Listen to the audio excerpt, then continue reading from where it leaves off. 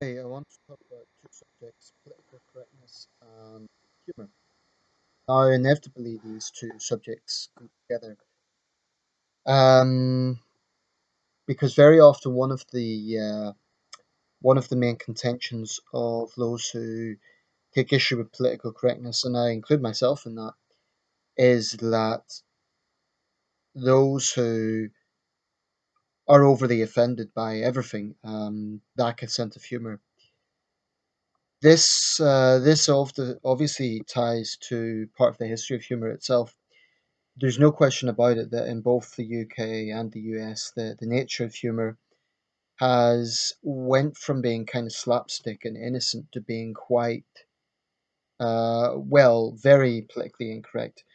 Um, I'll focus more for this example on the UK side because I'm more familiar with it. But let's say 40, 50 years ago, the sort of comedians that would have been really appreciated were people like Tommy Cooper. Now, if you look at Tommy Cooper's sketches, they were pretty tame by comparison to the sort of things that go on today. They were slapstick. They were witty in their own way, and he was very popular at his peak. But it was quite innocent. Now today, beginning probably, it's hard to give a precise time, but probably around the 80s onwards, because in the 70s they were sort of on the sideshow. But beginning the 80s up from the 80s onwards, a more provocative style of humor began to get mainstream. I think of people like Frankie Boyle, who, in my opinion, are provocative just for the sake of it. And that shows a kind of transition from that sort of risky humor being on the sidelines in the past to now being mainstream. I mean, risky comedians sell out. They have a huge amount of following. So political incorrectness does sell. And part of me understands that.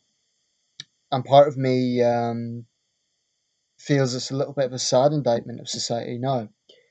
Some people may be surprised by the angle I'm taking with this video because previously I have spoken about my deep distaste for political correctness, and I maintain that. I do believe that there are some people who will be offended by everything. I also personally appreciate some risque humour. I appreciate satire.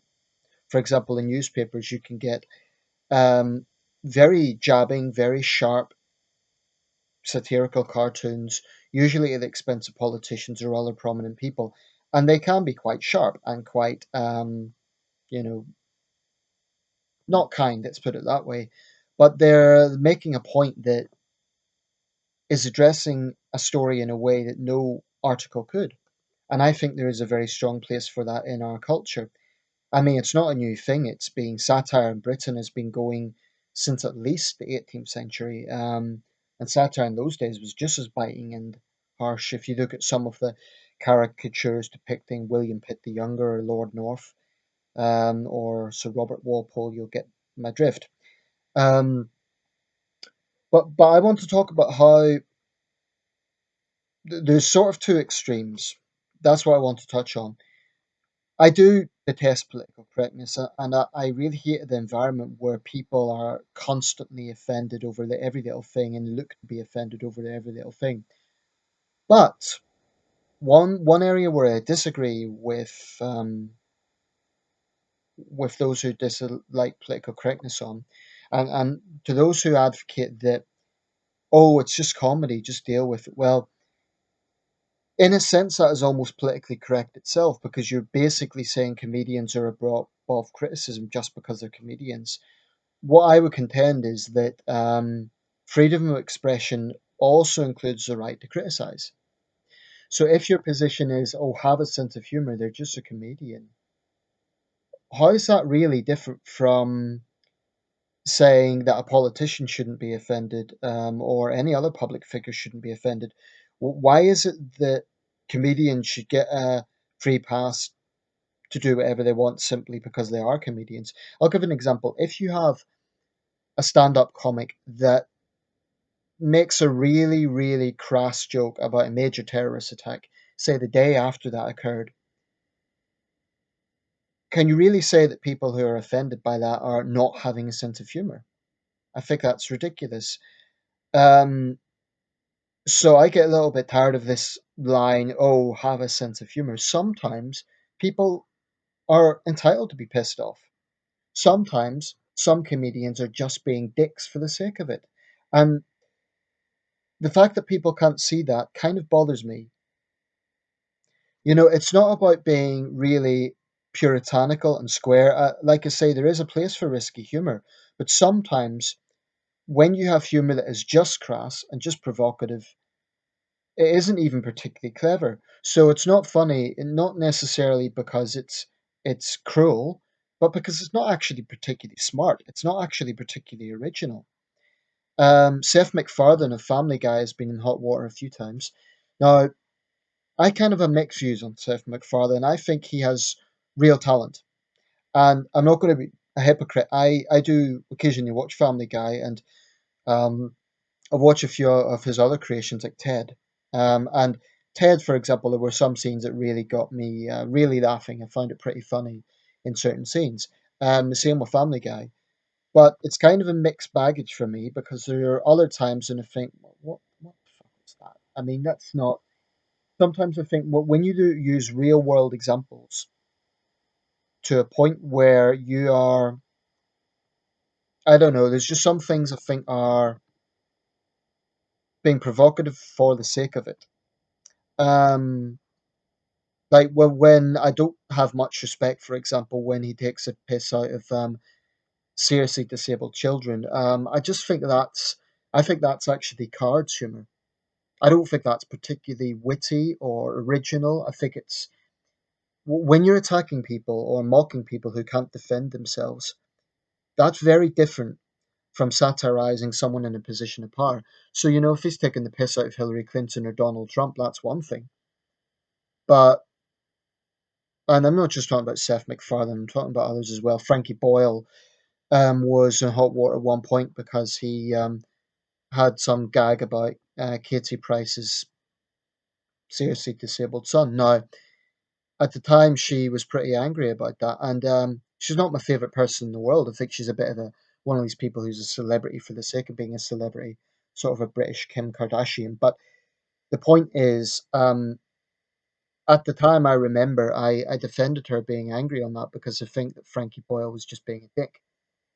I mean, if your humor is taking the piss out of a severely disabled child, you've got where's your moral compass? I mean, that to me is going beyond anything to do with political correctness, and it's just being provocative for the sake of it. It's being nasty, and it makes me think that the sort of comedians who do this would be the very same guys. It's mostly guys, some women as well, who would be basically in a gang in school picking on the fat kid or the kid with glasses or whatever. I appreciate risky humor.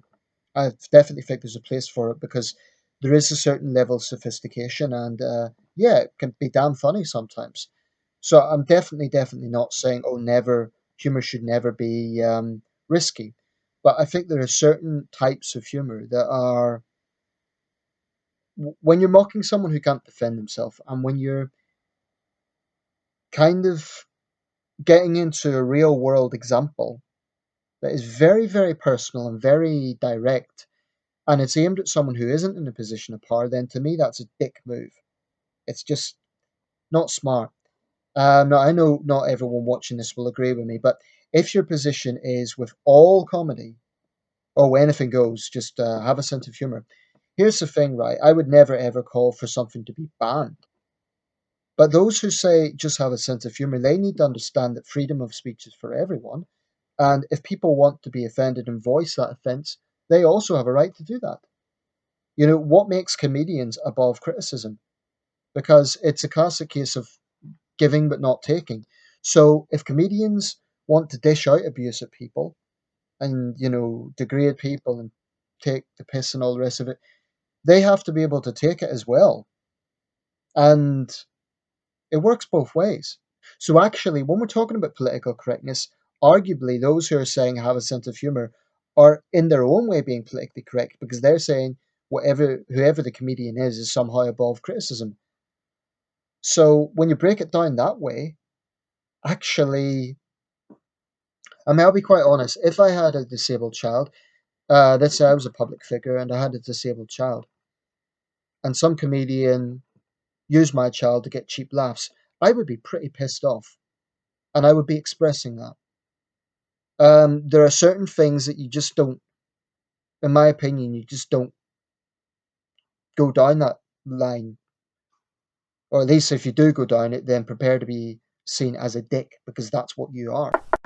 So yeah, that's my views. Let me know your thoughts. If you think it being too serious, well, you're misunderstanding me because I appreciate a lot of humor that can be seen as risky. Anchorman, for example, with Will Ferrell, I found that pretty funny. Now, I don't think anyone could say that's pure or old-fashioned humor. It's pretty risky.